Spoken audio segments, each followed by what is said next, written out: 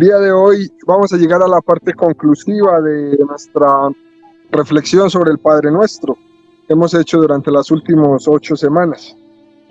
El término amén lo va a desarrollar el Catecismo de la Iglesia Católica en unos diferentes números, ¿sí? El término amén, el Catecismo ya lo desarrolló cuando estaba hablando del credo. Ahora nos lo encontramos nuevamente hablando sobre el final del Padre Nuestro. El primer punto que quiero tratarles el día de hoy es que en la oración del amén, Jesús propiamente no dijo amén cuando estaba enseñando el Padre Nuestro. Esta palabra amén es un añadido que la Iglesia hizo a la oración del Padre Nuestro. Lo vamos a encontrar en los números 2855 y 2856, que además son los dos últimos números del Catecismo de la Iglesia. Con estos dos números no solo termina el Padre Nuestro, sino que termina ya el Catecismo. Y lo explica, pues, hablando sobre este amén. Si leemos la versión del Evangelio de San Mateo y la versión del Evangelio de San Lucas, el Padre Nuestro, como les decía, no tiene un broche final. El Padre Nuestro se queda como en el aire, ¿no? ¿Cómo termina esto? Eso en teología le vamos a llamar una doxología. No tiene una doxología final. Entonces se queda en el aire. Al poco tiempo de comenzar los apóstoles y los discípulos a rezar el Padre Nuestro fue que se añadió la palabra amén al Padre Nuestro. Lo podemos ver, por ejemplo, en esa primera especie de catecismo que existió en la iglesia que se llamaba la Didache o la Didache, que era esa primera enseñanza de los apóstoles que se condensa en un pequeño librito del siglo II. Y ahí los apóstoles enseñaban el Padre Nuestro y ya ellos terminaban el Padre Nuestro con la palabra amén, ¿no? Ya encontramos como esa especie de terminación final. Después de decir, líbranos del mal, los primeros cristianos del siglo II añadían, porque tuyo es el reino, tuyo es el poder y la gloria por siempre, Señor. Es lo que va a significar el amén. Tuyo es el reino, tuyo es el poder y la gloria por siempre, Señor. Y así entonces los primeros cristianos fueron pasando de generación en generación terminar el Padre Nuestro con el amén. Esto era algo muy normal, porque en todas las liturgias judías era muy, muy difícil encontrar una liturgia judía que terminara simplemente como en seco. Entonces, todas las liturgias judías tenían un espacio propio de terminación, especialmente como un amén. Hoy día nosotros los cristianos decimos simplemente amén. El número 2855 del Catecismo de la Iglesia dice, la doxología final, es decir, este amén, tuyo es el reino, tuyo el poder y la gloria por siempre, Señor, vuelve a tomar implícitamente las 3 primeras peticiones del Padre Nuestro. La glorificación de su nombre, la venida de su reino y el poder de su voluntad salvífica. Para esta repetición se hace una forma de adoración y de acción de gracias, como en la liturgia celestial. El príncipe de este mundo se había atribuido con mentira estos 3 títulos de realeza, de poder y de gloria. Cristo, el Señor, lo restituye a su Padre, que es nuestro Padre, hasta que le entregue el reino, cuando sea consumado definitivamente el misterio de la salvación y Dios sea todo en todos. Queridos amigos, esta doxología que acabamos de leer en este número del Catecismo vuelve nuevamente sobre las primeras 3 peticiones del Padre Nuestro que el Padre Guillermo nos acaba de recordar. Santificado sea tu nombre, venga a nosotros tu reino y hágase tu voluntad en la tierra como en el cielo. Si nos acordábamos, decíamos que estas 3 peticiones eran orientadas hacia Dios, que tienen como objetivo a Dios mismo.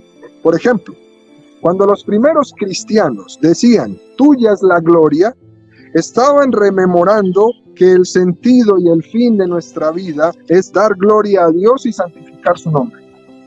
Cuando los primeros cristianos decían, tuyo es el reino, estaban rememorando, venga tu reino, por lo tanto, tú eres el que viene. Por lo tanto, tú eres el que te vas a manifestar. Nosotros, lo que nos toca de nuestra parte es acogerte, descubrirte, hacerte sitio en nuestra vida. Cuando los primeros cristianos decían, tuyo es el reino y el poder, estaban rememorando que el poder de Dios tiene que ver con su voluntad, que sea como Dios quiera. Que nuestra palabra al final de nuestra vida tiene que ser que sea como Dios quiera, porque Dios lo puede todo, Dios lo puede todo, pero esa voluntad de Dios sea acogida de nuestra parte con amor, porque la voluntad de Dios es amorosa, porque Dios y su poder se identifican con el amor. Por lo tanto, había una frase de este gran padre de la iglesia que se llamaba Tertuliano. Tertuliano decía: el Padre Nuestro es una recopilación de todo. El Padre Nuestro es el resumen del Evangelio. Es la oración dirigida a Dios. Es la oración de petición perfecta por todo lo que necesitamos. Es la oración de esperanza, porque tiene la certeza de la victoria de Dios sobre las fuerzas del mal. Entonces, para nosotros lo esencial en nuestra vida es decir: tuyo es el poder, tuya es la gloria, por siempre, Señor.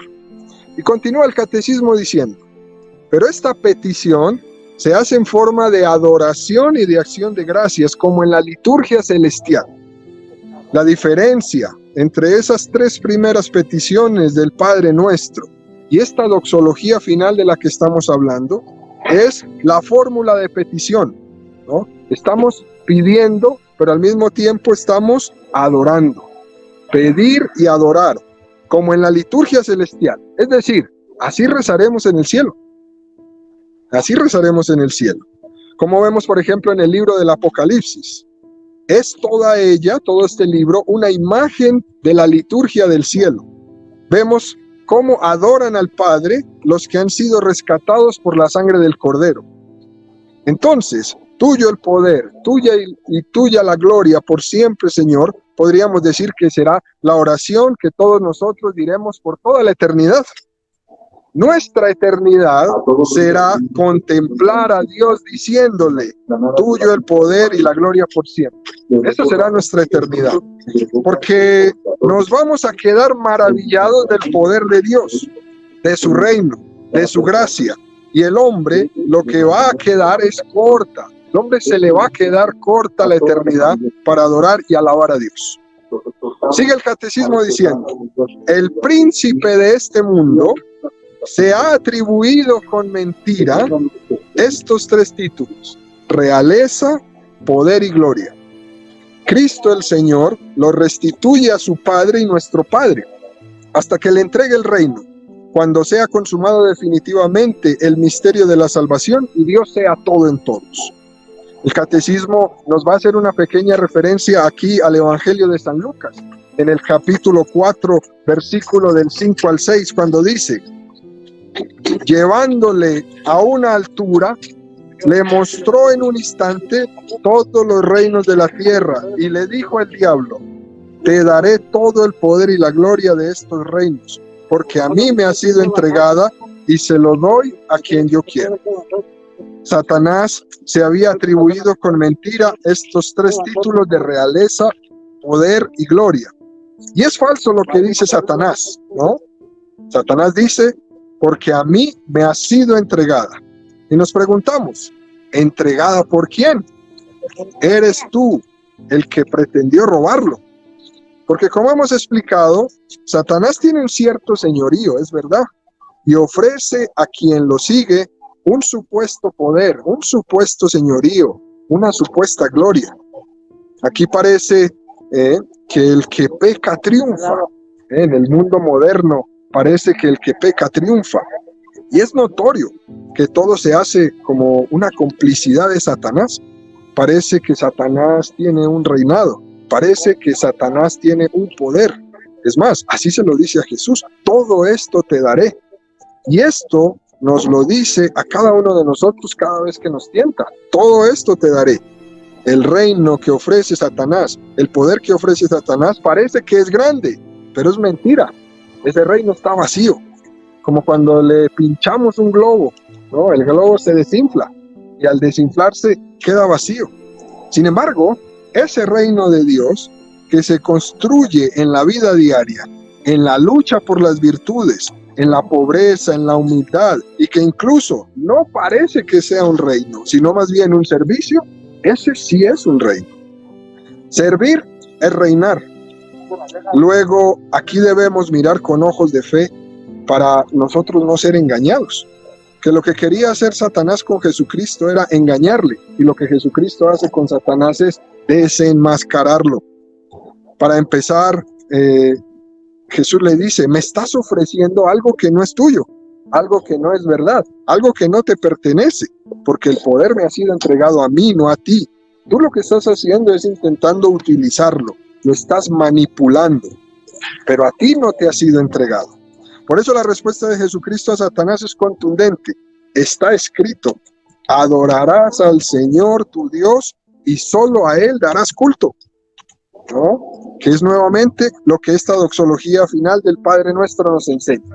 Tuyo es el poder, tuyo es el reino, por siempre, Señor. Al final, el catecismo nos va a decir que al final, cuando entregue a Dios Padre el reino, después de haber destruido todo principado, dominación y potestad, porque debe Él reinar hasta que ponga a todos sus enemigos bajo sus pies. El último enemigo en ser destruido será la muerte, porque ha sometido todas las cosas bajo sus pies. Mas cuando diga que todo está sometido, es evidente que se excluye a aquel que ha sometido a todas las cosas.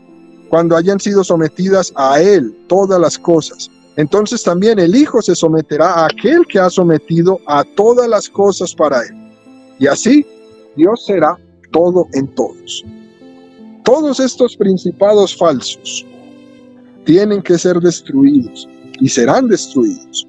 Así como nos dice la Sagrada Escritura de ese gigante que tiene el cuerpo de hierro y de bronce, pero que tiene los pies de barro, ¿se acuerdan?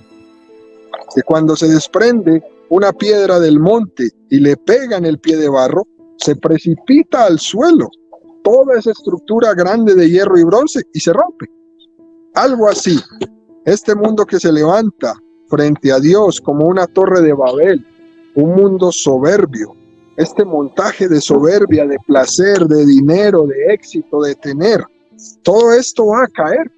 Y es evidente, y nos damos cuenta que se está cayendo en estos momentos, incluso de una manera estrepitosa, porque los pies de barro los tiene contados, sus días los tiene contados. Y cuando todo esto caiga, Cristo irá instituyendo e instaurando el verdadero reino en donde todo será sometido a Dios, donde entenderemos que someternos a Dios será nuestra liberación, que someternos a Dios no será nuestra esclavitud, sino nuestra liberación. Y entonces Dios será todo para todos. Todo se someterá a Cristo. Cristo está sometido al Padre. Todo es para nosotros, nosotros para Cristo. Cristo da gloria al Padre. Por último, el número 2856 del Catecismo dice: después, terminada la oración, dices amén, refiriéndonos por medio de este amén, que significa así sea, lo que contiene la oración que Dios nos enseñó. La palabra amén, ¿no?, la vamos a encontrar como la última palabra de la Sagrada Escritura, así como la encontramos como la última palabra de todas las oraciones en la Iglesia Católica. La Biblia termina con la palabra amén, el credo termina con la palabra amén, el Padre Nuestro termina con la palabra amén. En el Apocalipsis, en el capítulo 22, versículo 20-21, dice que el que da testimonio de todo esto, sí, vengo pronto, amén. Ven, Señor Jesús, que la gracia del Señor Jesús sea con todos, amén. Y ahí termina la Biblia, ¿no? Entonces la Biblia comienza en el Génesis diciendo, en el principio era, y al final termina diciendo amén. Por eso también nosotros representamos a Jesucristo con esa figura del alfa y la omega, como Jesucristo el principio y el fin. Cristo es el principio y Cristo es el fin. Cristo es el amén. Eso es lo que es Jesús. En hebreo, la palabra amén, ¿no?, pertenece a la misma raíz de la palabra creer. Cuando decimos amén, estamos diciendo creo. Y esta palabra creer en el hebreo va a significar una palabra de solidez, una palabra de fidelidad, una palabra de fiabilidad. Cuando digo amén, estoy diciendo, yo sé en quién me he confiado. Esa es la palabra, la raíz concreta. Yo sé que en aquel en que me he confiado, en él puedo esperar, en él me puedo fiar. En la Sagrada Escritura existen varios momentos donde la palabra amén significa realmente así sea, todo el tiempo, así sea. Y así sea lo vamos a unir simplemente al así sea de María, el hágase de María, ¿no? Para que esto pueda ser, pues nuestra vida tiene que ser simplemente un mirar a la Santísima Virgen María.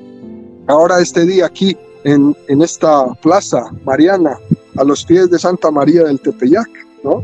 Que entren estas aguas de maldición en tus entrañas, para que inflen tu vientre y hagan languidecer tus caderas. Y la mujer responderá, amén, amén, ¿no? En el libro de los Números, capítulo 5, versículo 22. Para concluir nuestro tercer punto, con el amén finalmente decimos fiat, hágase, ¿no? Hágase. He aquí las dos maneras en nuestra vida de hacer ese hágase. La primera manera es cuando yo tenga claro, cuando tenga todo claro, yo voy a dar un paso enfrente. Cuando alguien pueda tener esa sabiduría como muchos de ustedes la tienen, yo puedo dar un paso enfrente. Pero también está una segunda parte, y es que aunque no la tenga, en él confío. Y como confío en él, yo también, aunque no sea muy sabio, también puedo dar un paso enfrente. Esto es lo que hace María. Aquí está la esclava del Señor, hágase en mí según tu palabra. Dios sabe más, y él irá iluminando mi camino. Yo le doy un amén a Dios, y él hará el resto. Ese hágase que pronunció Dios en la creación del mundo, ese hágase que pronunció Jesucristo al entrar al mundo, ese hágase que produce también María, que dice también María, se traduce en una escuela de oración. La invitación entonces, queridos amigos, de esta explicación del Padre Nuestro que hemos hecho durante todas estas semanas es a construir en nuestra vida una grandiosa escuela de oración. Y concluyo pues esta exposición con la frase preciosa que usaba San Agustín en el sermón 362 cuando dice, en el cielo diremos aleluya, porque en la tierra hemos dicho amén. Que les vaya muy bien a todos. Gracias.